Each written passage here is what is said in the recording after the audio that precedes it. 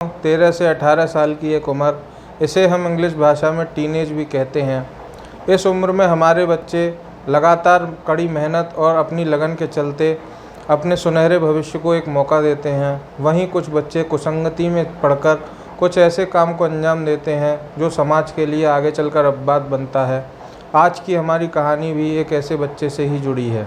दोस्तों नमस्कार, आदाब, सत श्री अकाल। मैं देव शर्मा आज फिर हाजिर हूँ आपके लिए एक सच्ची घटना के साथ। आज की हमारी ये सच्ची घटना देश की राजधानी दिल्ली से है। दिल्ली के शालीमार बाग इलाके में बीते 8 जुलाई 2022 की सुबह तकरीबन 11 बजे स्थानीय पुलिस को एक सूचना मिलती है। पुलिस तुरंत इस सूचना पर पहुंचती है और वहां जाकर देखती है कि एक 80 से 85 साल की बुजुर्ग महिला अपने ही घर में अपने ही बेड पर उनका शव खून से लथपथ पड़ा हुआ था और इनका गला कटा हुआ था। ऐसा लग रहा था कि किसी व्यक्ति ने किसी धारदार हथियार से इस महिला का गला काटकर इनकी हत्या कर दी है। पुलिस को शुरू से ही ये शक हो रहा था कि इस मामले में इस महिला का कोई करीबी है, क्योंकि जब पुलिस ने स्थानीय लोगों से पूछताछ की थी तो उन्होंने बताया था कि जो इस महिला का घर का गेट था वो बाहर से उन्हें लगा हुआ मिला था। दोस्तों फिर पुलिस और पूछताछ करती है और इस महिला के घर वालों तक पहुंचती है। उनसे पूछताछ करने पर पता चलता है कि इस महिला ने अभी 16 करोड़ रुपए की प्रॉपर्टी बेची थी और ये महिला पिछले 1.5 साल से यहाँ अकेली रहती थी और ये इन्हीं की प्रॉपर्टी थी। दोस्तों फिर पुलिस इस मामले की जांच में जुटती है और शालीमार बाग पुलिस थाने की 2 टीमें इस मामले के लिए गठित की जाती हैं। फिर पुलिस आसपास के लोगों से, स्थानीय लोगों से कम 100 से ज़्यादा लोगों से पूछताछ करती है, लेकिन पुलिस के हाथ कुछ नहीं लगा। मुखबिरों से को भी इस मामले की खोजबीन में लगाया जाता है, लेकिन कुछ हासिल नहीं होता। फिर आसपास के एरिया के सीसीटीवी कैमरों को खंगाला जाता है।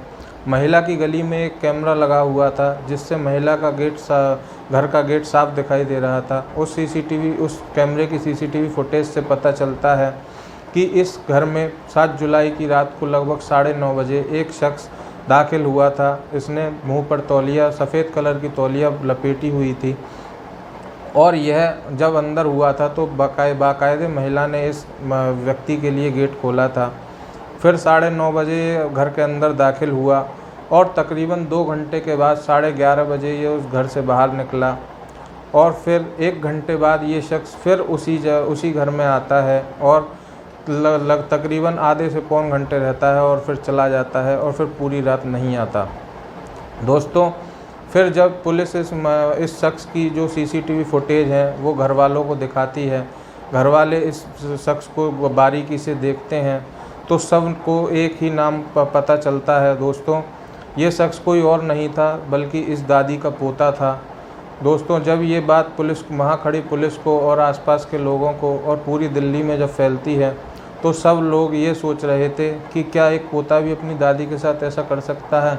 जी हाँ दोस्तों, यह दादी का पोता था और यह अपने घर में सबसे छोटा था। इसकी उम्र लगभग 17 साल थी और ये 12वीं कक्षा में पढ़ने वाला छात्र था।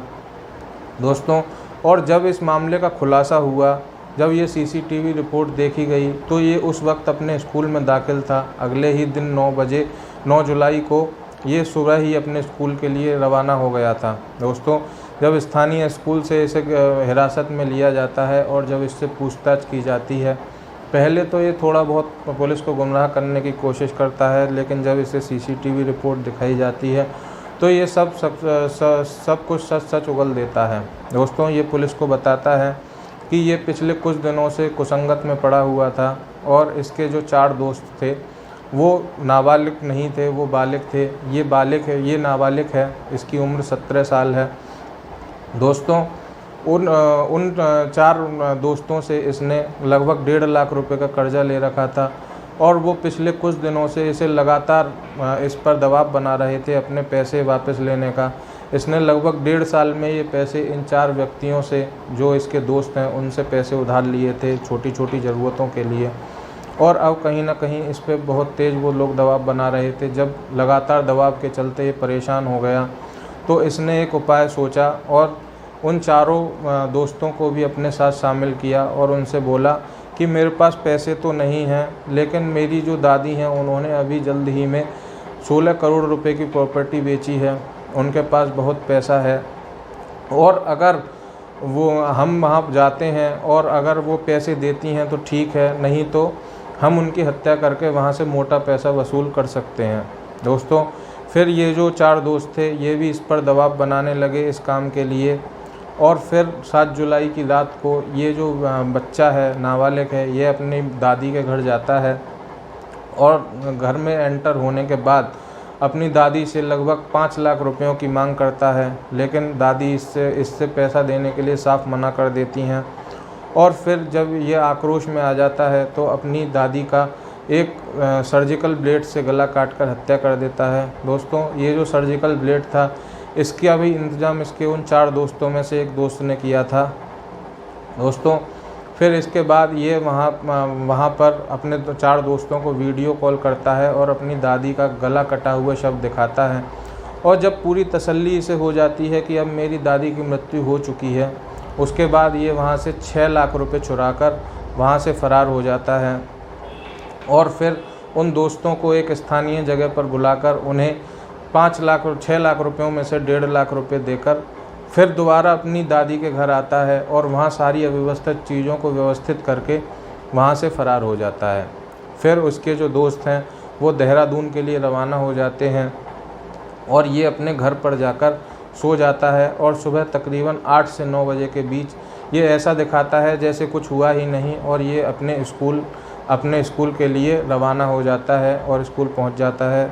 और फिर इसके जो 4 दोस्त हैं उन्हें पुलिस गिरफ़्तार करती है और इसे भी हिरासत में लिया जाता है, और उन पर हत्या की साजिश का मुकदमा चल रहा है, और जो ये नाबालिग बच्चा है ये भी पुलिस की हिरासत में है, इस पर भी कार्रवाई की जाएगी। दोस्तों, आज की कहानी मैं यहीं अंत करता हूँ। धन्यवाद। जय हिंद, जय भारत।